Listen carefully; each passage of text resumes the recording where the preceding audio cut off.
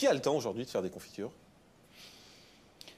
Écoutez, je ne veux pas encore avoir l'air de vous contredire, mais le problème... Allez-y, on est là pour ça. Non, mais attendez, le problème du temps, c'est un non-problème. Le temps, pourquoi faire? Si vous ne faites pas de confiture, vous faites quoi à la place? À part regarder Direct 8, l'émission de Morandini, je ne vois pas ce qu'on peut faire entre nous. Vous comprenez? Le problème du temps, c'est que... Enfin, je vais vous donner un exemple, c'est qu'un gamin de 15 ans, c'est pas un homme. Il n'est pas fait, il a encore à se cultiver, il a à apprendre. Eh bien, un bœuf de 2 ans, c'est pas de la viande à manger, c'est de la viande à attendre, qu'elle ait 4 ans.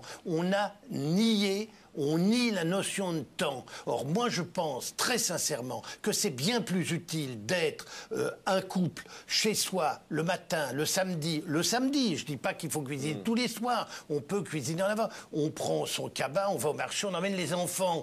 Est-ce que vous trouvez que c'est pas complètement con que quand vous interrogez un môme et que vous lui dites le chocolat vient d'où, il vous répond ça vient d'une tablette? C'est consternant. Moi, quand j'entends ça, allez dans des écoles au lieu de faire de la télé comme ça en chambre, mais en petit studio comme ça. Allez voyager, baladez-vous. Vous allez voir, la situation des mômes est consternante. Ils ne savent plus rien, on n'apprend plus rien à l'école. Moi, quand j'entends un môme qui me dit « ça vient d'une tablette, le chocolat », je vous jure, j'ai envie de chialer. Ça me désespère de penser ça. Et c'est la faute à qui, ça? D'abord, il y a un problème à l'éducation nationale où, évidemment, on a cessé complètement d'apprendre ces choses-là.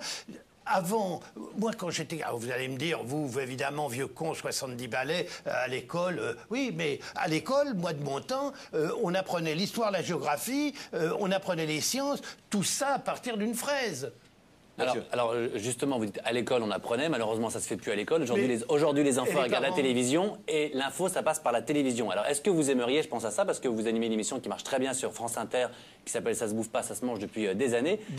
10 ans, pardon. Est-ce que vous aimeriez peut-être transférer cette émission à la télévision où là justement vous toucheriez certainement beaucoup plus les jeunes que sur France Inter. Mon cher, j'ai fait une émission pour les enfants à la télévision qui s'appelait Comment c'est fait, où j'emmenais 4-5 gosses, je les ai emmenés à La Réunion, je les ai emmenés au bord de la mer, des mômes qui n'avaient jamais vu la mer. Vous comprenez, le problème, c'est qu'il y a des mômes qui n'ont jamais vu la mer. Nous sommes des privilégiés. Pensons à des gens qui n'ont rien, qui ne savent pas ce que c'est, qui ne voyagent pas, qui sortent d'une école où ils se font chier, ils s'emmerdent, et ils vont dans une colonie de vacances où ils sont avec les mêmes cons qui leur apprennent rien. C'est ça qui est terrible. Alors que moi, je les emmenais balader.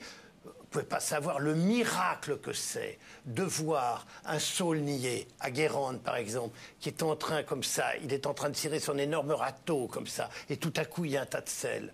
Et ça sort de la mer. Les mômes qui regardent ça, quand vous avez un gros plan sur ces gamins, des filles ou des garçons qui sont émerveillés, c'est un miracle pour eux. Et ils prennent, ils mettent dans leur bouche, ils se rendent compte que c'est salé, ça vient de la mer. Et là, vous leur expliquez le vent, le soleil, la chaleur, c'est bouleversant.